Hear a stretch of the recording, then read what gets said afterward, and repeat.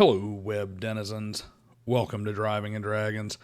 I'm Daniel, and today we are going over the 7 levels of Game Master in TTRPGs. Take a minute while you're here to hit the like, subscribe, and hype buttons to get notified when I put out new stuff and to make the channel more visible. Share the video with your friends and leave a comment to drive the conversation. If you want to directly support my efforts, including the effort to restore and give away a classic car, join as a member.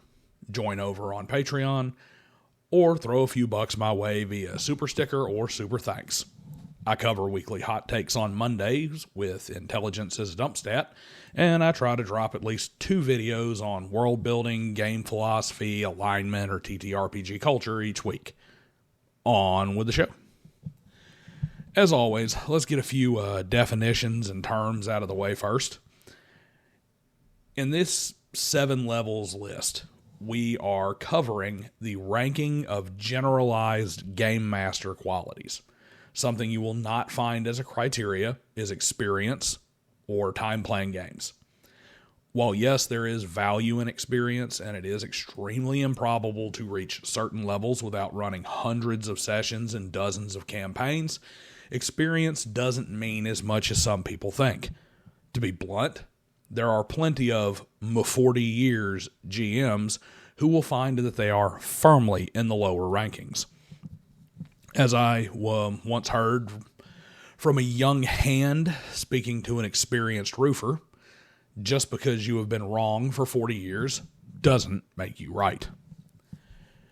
When I say GMs or Game Masters, I mean the person in charge of running the world in a tabletop role-playing game.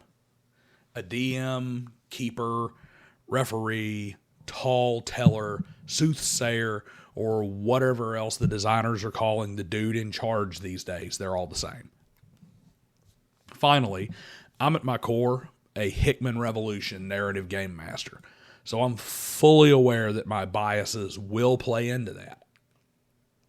However, I will also stand on the principle that regardless of how you choose to play, the narrative GM is typically superior from a technical perspective, because while other playstyles may result in a GM who has more mechanical game knowledge and rulings data, the narrative Hickman Revolution GM must be well-rounded in all aspects of the game. Feel free to rage about rules as written and D&D as a war game in the comments.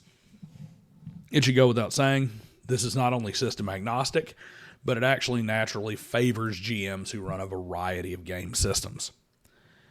Kicking things off, we have the abusers in the basement of level 1. Much like my previous 7 levels videos, the level 1 GMs are characterized by behavior far more than skill. Take, for example, Ron Edwards, the designer of the game Sorcerer and principal author of Sex and Sorcery. This is a decorated game designer and vastly experienced game master. He's also a level 1 GM based on many of his writings at the Forge and in books such as the aforementioned Sex and Sorcery. Level 1 game masters abuse their players and cultivate a climate of abuse and abusive behavior at their tables. You have often heard me say that safety tools are only needed at tables that you should never play at to begin with.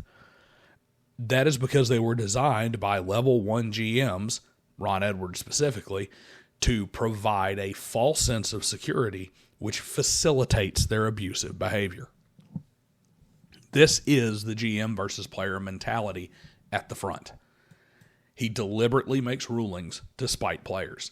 He learns what his players are uncomfortable with or are offended by and force feeds them into the scenario with a chill out, it's just a game refrain. He crosses every line with every description, being deliberately transgressive. All in all, the level 1 GM gets his fun from ensuring that no one else at his table does, with the notable exception of like an accomplice player who facilitates his abuse. Level 2 brings us to the author. Now, this doesn't mean that they have to be a narrative GM, though that's the easiest example to give. Often, these are excited game masters who are just really enthusiastic to show off the game that they have built for the players. They can't wait for you to see all the cool stuff they came up with. Unfortunately, they lack the maturity as a player to temper this enthusiasm and allow for the natural flow of a realistic world to present them with opportunities. Their favorite modifier for monsters is quantum. Their NPCs are larger than life so that the PCs are properly in awe of the expositive monologue that's coming in their next session. They don't have plot hooks. They have giant flashing neon signs that scream at the players to head a certain direction. I call them authors because it is a GM trope we see very often in modern gaming. The GM really wants to write a novel, but finds it easier to have players write the characters, under his direction, of course. At level 3, we find the true noobs, also known as the chaotic mess. Most GMs will start off at level 3. Level 2 GMs are ironically often more often than not, at least, a result of getting a little too comfortable behind the screen a little too quickly, and it results in a lower quality session. The true noob is totally focused on not screwing up, and that's often to the detriment of his table. He tends to be permissive where he shouldn't, allowing some of the off-the-wall class race combos and power gaming, and letting a PC start off with some piece of magical equipment that they have no business having. Meanwhile, he is restrictive where he shouldn't be, turning into a militant disciple of the rules is written crowd when a player wants to use a skill in a totally rational way that isn't explicitly listed in a rulebook. Outside of the very green, this is also the GM who simply can't keep his shit together. He constantly forgets what happened last session or a ruling that he made earlier that day. He's just a chaotic mess. For most, level 3 is a rest stop. You start here, or you visit when you try a new system, or you drive through while dealing with some real-life personal issues. And hopefully you soon progress to level 4, the Squirrel Chaser. This is the slightly more controlled version of level 2, and it makes for much better gaming in general. Like the author, the Squirrel Chaser has become comfortable with running the game and is enthusiastic about playing it. Unlike the author, the Squirrel Chaser rarely has any kind of prep done or thought put into the game. He also lacks the experience and practice needed to truly run things off the cuff. He's excited about the game, not the world, not the story, not some cool encounter that he invents. He's like that young puppy. He's just happy that he's at the gaming table. But also like that young puppy, he's pretty easily distracted. That's not a crippling vice in a player, but in a GM, it's like a party barge with no one manning the helm. The level 4 GM provides all kinds of crazy sessions, often remembered for what happened outside of game, but almost never manages to string together more than a few sessions for a campaign. When he does run a campaign, he quickly becomes bored and wants to do something new. Great job, guys. Made it to level 3. How about we switch gears and play Cyberpunk next week? Pressing on to level 5, we find the Module Master. This GM generally has his stuff together, so long as it falls within what he has seen before and what he expects. I call him the Module Master because if you hand the last 3 GMs an adventure module, they are all going to screw it up 2 out of 3 times. Level 2 tries to embellish it and add lore that ultimately causes an unforeseen detour that he desperately tries to head off. Level 3 spends the entire session flipping through different rulebooks trying to figure things out. And level 4 didn't bother to read the module and then makes up something on the fly that is contradicted in the very next text box.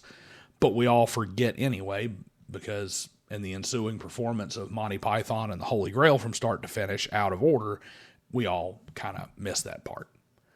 But level 5 has it all ready to rock. He knows what's coming. He has notes in the margins. He has made some minor adjustments to account for that one power gamer with the weird ability. When he runs a game of his own making, be it narrative homebrew or a hex crawl or a mega dungeon, he has his notebooks bookmarked, his tables ready to go, and the tactics of his combat encounters close at hand. All in all, level 5 is where most GMs end up after years of play, especially with the same group. They are game masters, masters of the game. Where they tend to fall flat is when something significantly outside their plans happens or when they start trying to get too creative. Level 5 GMs, they accidentally make an uber powerful homebrew monster that wipes the entire party with a 90% success rate, or they grant a custom magic item that accidentally makes every encounter a glorified game of whack-a-mole for the now invincible owner. Getting to the upper echelon, we find level 6, the Adaptable Permissive Game Master. When you get to this level, you find GMs who can homebrew on the fly, and when they botch a ruling, they can often work around it without the player feeling cheated. This is the GM who has a narrative that tells a coherent, realistic story regardless of what the players choose to do. Level 6 Game Masters know how to use Rule 0 with ruthless efficiency, and very rarely see their game stalled out by digging through a rule book. This GM knows the rules and, more importantly, knows when to stand firm on them, when to bend them, and when to break them to make the best games possible. These are the GMs who end a campaign and their players look like they just lost an old friend. I call them adaptive permissive because this is the GM who is so comfortable running the game that they can give the players all the rope they need while keeping them from hanging themselves in the process. They can make almost anything work and aren't afraid to say no when they can't. So what is better than that? Level 7, the World Builder. This is not just some guy who obsessively fills Dollar General notebooks with endless histories and descriptions. Not pointing any fingers back at myself. This is the guy who is so adept at building a living, breathing world, be it in his own campaign setting or in a published one or in a random one, that the players often feel like they live in it themselves. Game rules cease to matter. A level 7 game master can run his game in virtually any system effectively, even if he's relatively new to it. He understands the spirit of tabletop role-playing games and confidently makes the right call on the spot, knowing he can look up an official rule later. Oftentimes, he does this, and everyone agrees that the way he came up with is better anyway. When he runs a hex crawl, he has no problem tying things together in interesting and enticing ways. In short, he builds a living, breathing world at the table with his dice, his players, and their imaginations. This is what every GM strives to be, the platinum standard. And no, this is not Brendan Lee Mulligan or Matt Mercer. Mercer, as far as I can tell from Critical Role, is probably a 5 or a 6. You can't tell for sure because his crew is there to make a product, and they aren't going to push too hard at the cracks in his gameplay. Mulligan is probably more like a 4 or a 5 in his natural habitat. Point is, most experienced GMs are better at this than him. Fight me about it in the comments if you like, but hashtag Mulligan is mid.